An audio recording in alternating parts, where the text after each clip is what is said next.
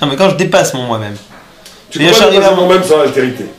C'est ça l'idée qu'il dit. C'est que tu peux pas arriver à au-delà de l'essence s'il n'y a pas le choc de l'altérité. Le choc de l'altérité, je peux pas trouver tout seul dans la Gemara. Les grands méditatifs, là, ils tournent en rond. Ils tournent en rond. Parce qu'ils sont à la fin, ils se retrouvent qu'eux-mêmes. Or, le toi-même, c'est de l'essence. Pour arriver à l'au-delà de l'essence, tu es obligé de te confronter à une autre essence. Ça, c'est celle divine, c'est ce que je comprends. Hein? Ça, c'est celle divine, l'essence divine. Retrouver confronté à Maneshama. Pourquoi? Pour pouvoir atteindre non, ça. C'est l'autre essence du niveau 2, confrontée à ta première essence du niveau D, qui va ouvrir le chemin de la transcendance, du numéro 3.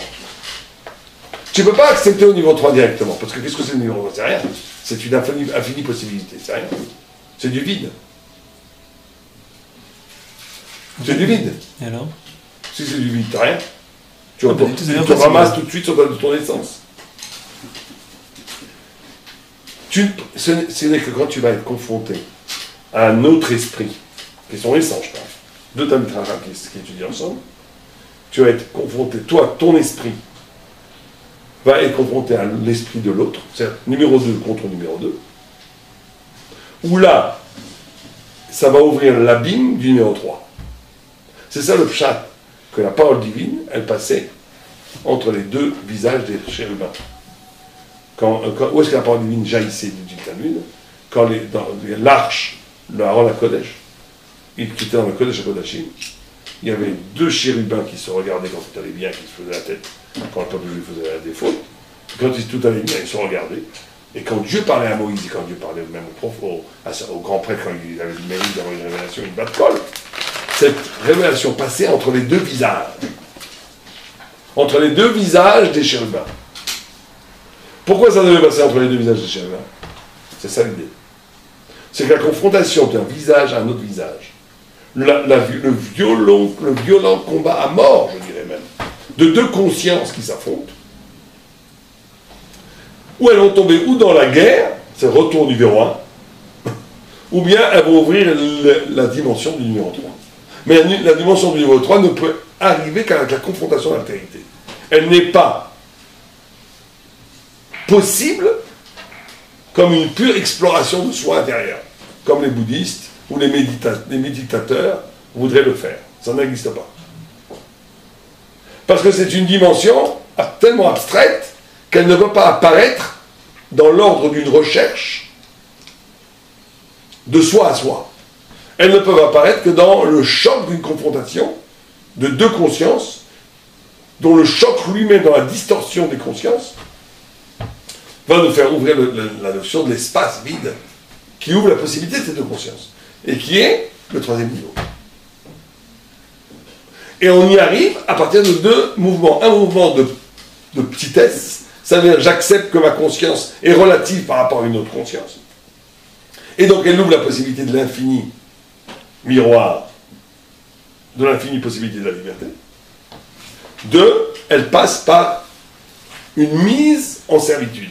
Ça veut dire, je suis moi-même tributaire de la conscience de l'autre. Vous comprenez ça, c'est très important. On continue. Verotze Lomar, qui tsarir à Adam, chez Aved Nafsho, des Goufo, elle attend. Maintenant, lui, il dit, il faut que l'homme, justement, annule son essence, ou plutôt aliène son essence, à une dimension supérieure à son essence, qui est son corps et son âme, doit être aliéné. Ça veut dire se soumettre à l'accueil d'une dimension spirituelle qui le bouleverse totalement. Bon, la mazé. Tout le monde comprend. Ou baiser que j'ai acquis un tout bijou la Torah, ou mes chavets de nafsho à la Torah. Ou bema ou ose atzmo eved mes chavets de goufo à la Torah, et nous les trois bétons. C'est la technique. Comment tu arrives? Par la tircha. C'est-à-dire par la meloud Torah, l'annulation de tes désirs, l'annulation d'un rythme qui est un rythme existentiel qui est coordonné par tes besoins et qui passe par un épuisement par l'étude de la Torah. Un épuisement qui arrive à une annulation, un abandon de toutes ces velléités pour rencontrer le grand autre qui se révèle à travers l'étude harassante de la Gemara. Et il dit après,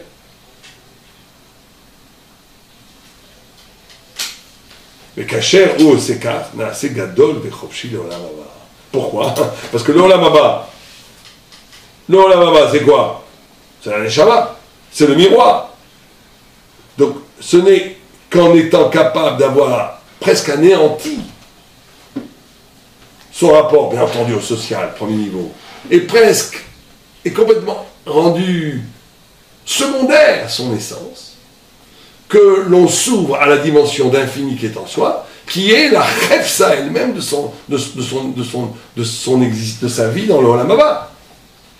Donc la grandeur du Olam Haba et la liberté dans le Olam Haba dépendra de cette faculté d'avoir laissé apparaître en nous le désintérêt pour le monde et le désintérêt pour son essence.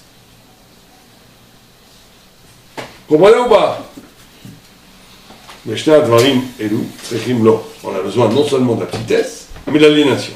Pourquoi?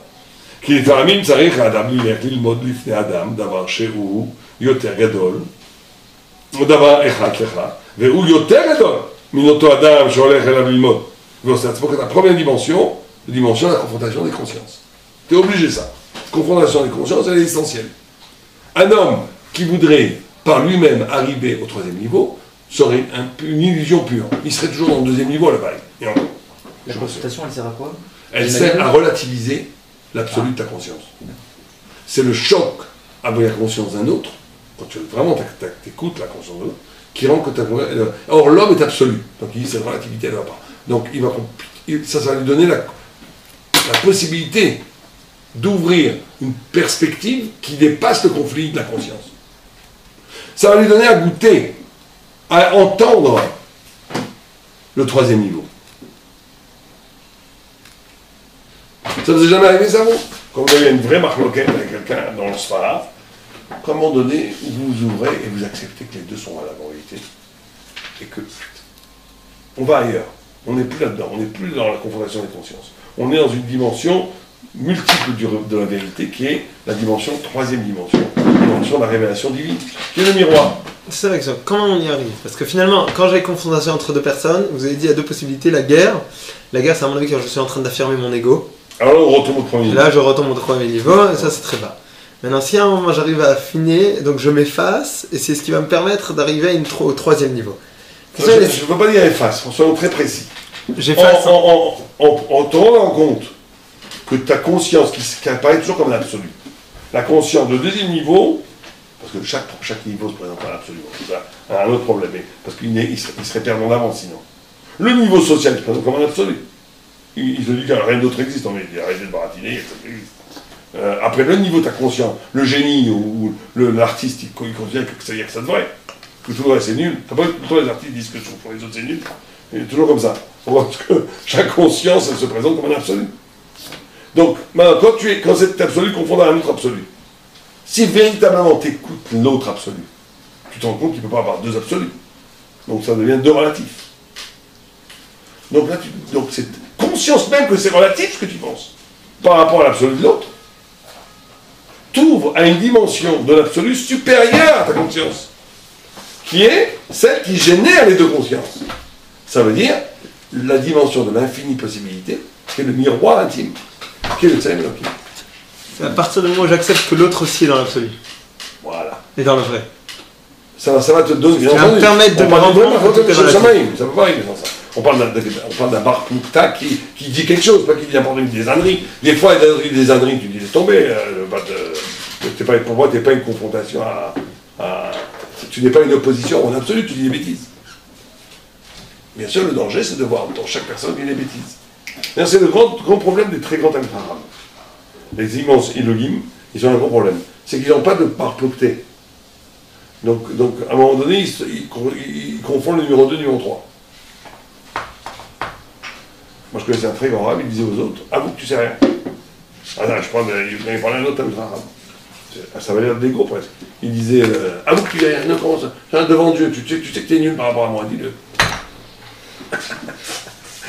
Il disait comme ça. Ça veut dire qu'il disait, il ne voulait pas, il était à un niveau tellement haut qu'il ne pouvait pas, c'était pas n'importe qui pouvait rivaliser avec lui. Mais c'est un problème, parce qu'à un moment donné, c'est pour ça que le Gaon de Vilna, qui était un immense sadique, numéro 1, le numéro 3 absolu, il a été voir un rab en lui disant tu me fais ce que je veux que tu sois mon rab. Il a fait ça, il s'est servi. Alors il a dit, tu te dis fois plus fort que moi. Tu connais le chasse par cœur, tout, tu connais tout par cœur. Tu es un génie en profondeur, en largeur, en tout, qu'est-ce que tu fasses moi? Comment tu veux que je sois ton rab? Ça ne veut rien dire. Il lui dit non, ce que tu me diras, je ferai toi des cris, d'aller le voir une fois par semaine. Et il lui disait, le rab lui donnait sur la tête, il avait besoin de cette aliénation pour ne pas. Pourquoi il avait besoin de ça? Il n'aurait pas pu être devant Dieu, faire le vidéo et tout. Non, parce qu'il a besoin de ne pas confondre le numéro 2 et le numéro 3. Ça, c'est les preuves du sadique. Chavrota Omita. Comment? Chavrota Omita. Ouais, Chavrota Omita. Ça veut dire qu'à un moment donné où tu peux confondre ton numéro 2 avec ton numéro 3. Et ça, c'est très grave. Et pour ça, pour que ton niveau 2 ne se pose pas qu'en absolu, il a besoin du bar plukta. D'où, effectivement, la nécessité d'une rapunta, d'étudier à deux, d'être confronté au discours d'un autre. C'est très important, ça. Et c'est le grand problème des gens qui sont ou des grands lamdan, ou des grands penseurs. Parce qu'à un moment donné, il faut qu'ils trouvent quelqu'un qui est grand lamdan comme eux. Et il faut aussi des autres penseurs qui viennent leur donner la réplique. Sinon, tu développes un discours monolithique qui a été lié à ton essence, où tu commences à développer tes propres idées en utilisant la Torah. Et tout ça, c'est très beau. Et c'est peut-être un très joli numéro 2. Et tu auras sûrement du srar aussi de ça. Mais tu n'as pas touché le numéro 3. Parce que pour toucher le numéro 3, tu as besoin d'avoir un bar plukta. C'est pour ça que c'est. Et regardez comme c'est lumineux. C'est quand l'homme se fait petit ici, qu'il est capable de relativiser. C'est quoi se faire petit? On dit, je suis un nul, je suis un petit nul, je mets dans sa pierre. C'est pas du tout être petit. Les gens, ils sont plus disent la journée, ils sont je suis nul, c'est grand. Il y a des gens qui sont des flamboyants, qui sont des grands anards. Parce qu'ils acceptent quand quelqu'un est plus grand que eux, tout de suite, il est plus grand que moi. Mais quand il voit plus petit, je suis plus fort que lui. C'est pas, ça ne joue pas. Mais en tous les cas, ce qui est important, c'est que l'homme, quand il se fait petit, ça veut dire quand il est capable d'accepter, d'avoir le courage, d'accepter la relativité de sa conscience face à la conscience d'un autre, il s'ouvre à la vraie compréhension du troisième niveau, qui est sa grandeur au Olam. Parce que le Olam, il reste que le niveau 3, il ne reste pas le numéro ni 1 ni 2. L'essence après la mort, elle disparaît. Après la mort, il ne reste que la conscience numéro 3. Vous comprenez ou pas? Bon, ça c'est le premier. On a dit, Olam. C'est-à-dire les 3 rarbés. L'étude, et là, ça de la confrontation, mais aussi l'annulation corporelle.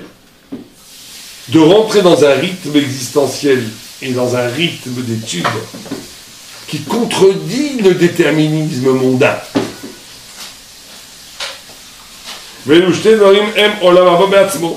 Ces 2 dimensions d'asservissement, de petitesse et d'asservissement, sont la phase, l'accès au Olam Haba lui-même. Qui a Olam Haba ou Kmo Shama le Malat Tzadikim Yoshvim Ve'atoratem Be'osher. Le Olam Haba, c'est où les tzadikim sont assis, cette notion de stabilité, et des couronnes sur leur tête. La couronne symbolise leur grandeur. La grandeur d'avoir pu accéder de leur vivant à la grandeur infinie, au numéro 3, qu'est la grandeur, qu'est la pensée divine. Et qu'ils l'ont accaparé par le fait qu'ils aient dépassé l'identification à leur essence. Dès que tu as dépassé ton identification à l'essence et que tu es capable de t'identifier, c'est pas un bon mot parce qu'on est au-delà de l'identification ici, mais en tous les cas, de te considérer à partir de ton 3e niveau, tu deviens ce 3e niveau. Et donc tu deviens la grandeur du Olam Haba. Ça, c'est la Tara. Ça, c'est la Tara. Ça, c'est les couronnes. C'est la récompense de la grandeur.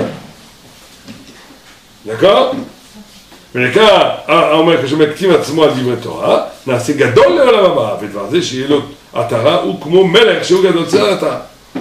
וזה שעצמו עבד שאין לו מנוחה בעונג. Le labeur ici quotidien, le labeur de l'étude, la difficulté de l'étude, le fait de ne pas vivre une vie bourgeoise, une vie facile, une vie où on se laisse aller, une vie où on est en perpétuelle tension. C'est dur d'être un Ben Torah. D'ailleurs, le grand problème, c'est le Ben Azmanim. Moi, je considère que Ben Azmanim, pour les Ben Torah, c'est vraiment un port école. Notre bébé, on a besoin de ça, mais c'est un port école terrible. Mais c'est vrai, bon, c'est pas tellement pour se convaincre, mais je veux dire, moi j'ai un grand problème avec le Benazvani. Parce que les gens, on étudie comme des fous pendant toute l'année. Après, on arrive en Normandie ou je sais pas quoi, là, et hop, on vient dans le Golan. C'était un lâchage total. C'est un gros problème. C'est une contradiction. Bien sûr, parce que bien sûr qu'on dit, on justifie ça, on rationalise en disant, je les ai pas me reposer pour. C'est vrai aussi, attention, c'est pas du baratin. Mais il y a un problème dans la guicha. Il y a un problème dans la guicha, parce qu'en réalité, l'homme, et c'est normal, c'est naturel, l'homme a besoin de se libérer de cette tension. La tension est très dure. Un Ben Torah Amiti, c'est très dur pour les nerfs, très dur pour le corps. Tous les Ben Torah Amiti, ils ont le cou comme dur, comme de l'acier. Pourquoi? Parce qu'ils sont dans une tension. Tu vois, ils ne peuvent pas ils ne se dorlotent pas, ils ne se permettent pas. Ils ne sont pas l'objet d'une relaxation pour eux-mêmes. Ils sont dans l'effort perpétuel d'être à la hauteur d'une messima, d'un